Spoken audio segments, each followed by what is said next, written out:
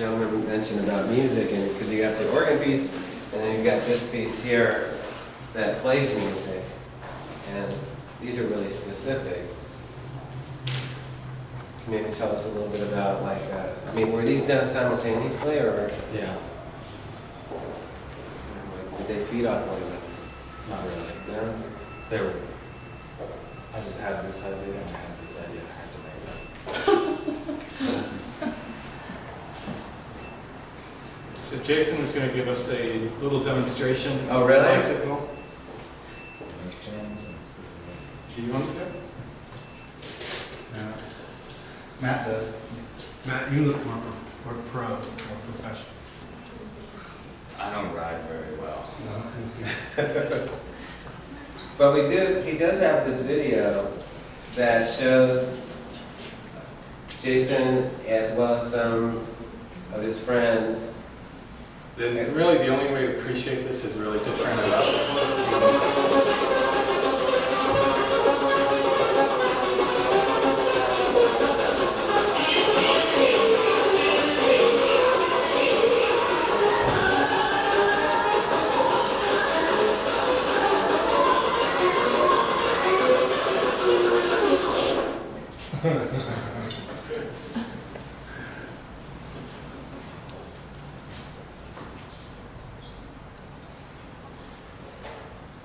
There's a great kind of thing that happens with this video when you're watching it. You realize that all these people are trying to ride this bike a normal way, like trying to actually pedal it in a way that allows the music to be heard like a normal, like 33 1/3, which is completely impossible to do with this. So it's this constant, like, futile effort, you know?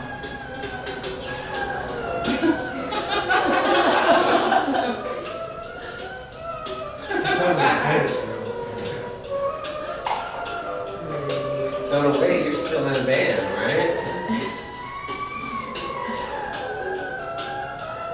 Do you find a connection between these functional things that you make and these non-functional objects that just simply look at? It's that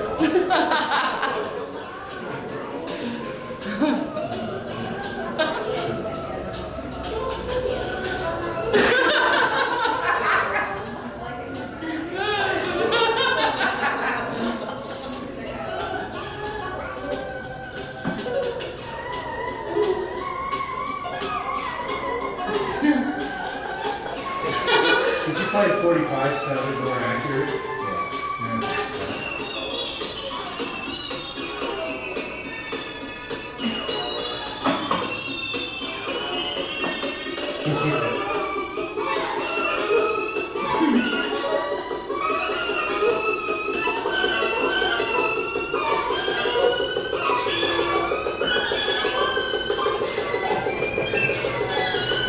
One of the things you mentioned to me was that sometimes you'll get an idea and you have to figure out how to make something. And it's like, it's almost like you have to give yourself a crash course on how to invent something.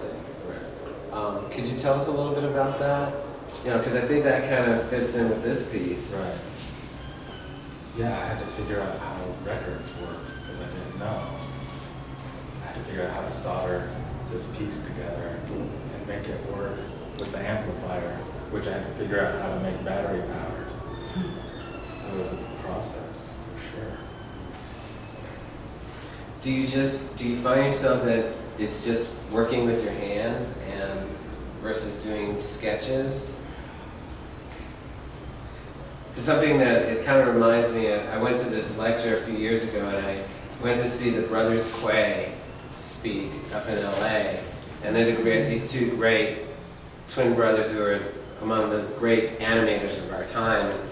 The thing that stuck with me from that talk was they say that as an artist your hands think and you have to learn to listen to your hands because sometimes your hands may drift to something and find the right material and you might be thinking about something else completely.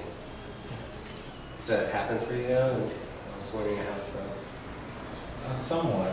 When I was making this, I had junk everywhere on the floor because I had to find just the right pieces. And so it was just like old projectors and record players everywhere, just to find pieces that fit together that would make it work. How long did it take from the time that you thought of the idea to the completion of it? Probably almost a year, because it took me a while to find that bike because I wanted that specific bike. What kind of bike is that? This is Diamondback. You wanted that because, is it like a nostalgic thing again? No, I don't really ride bikes, but it was about, because when I thought of it, I thought of it was going to be an Iron Maiden record on there. So a dude that likes Iron Maiden. Right. Definitely right time. Shouldn't be do the hates Iron Maiden? This speed. But no, because he would want to do it. He would want to ride that to Circle K. And then he'd write it backwards so that we could see the subliminal message, right? I'm gonna try that. Have you had somebody, an official trick writer, so you get that?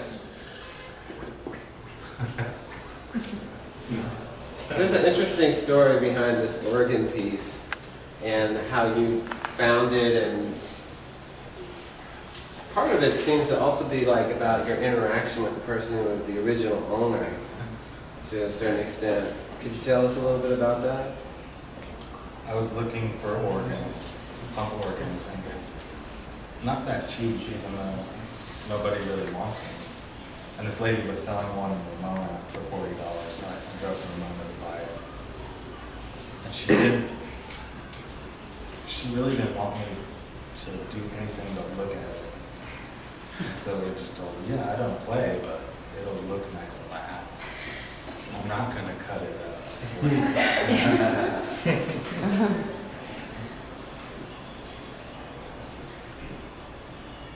I got it all cut up. You know what, I'm really fascinated because I've never really talked to Jason about that, but because I'm such a low-tech person myself, the idea of actually making something work like this, you know, still kind of boggles my mind.